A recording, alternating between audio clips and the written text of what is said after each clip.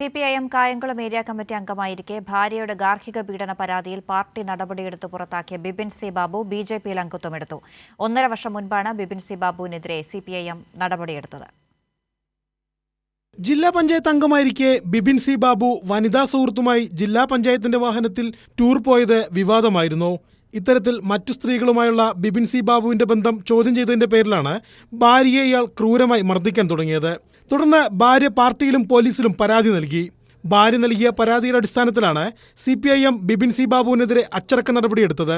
ഇത്തരത്തിൽ പാർട്ടിയിൽ നിന്ന് പുറത്തുപോയ ബിപിൻ സി ബാബുവിനെയാണ് തിരുവനന്തപുരത്ത് വെച്ച് നടന്ന സംഘടനാപരമ യോഗത്തിൽ വെച്ച് BJP അംഗത്വം നൽകി സ്വീകരിച്ചത്.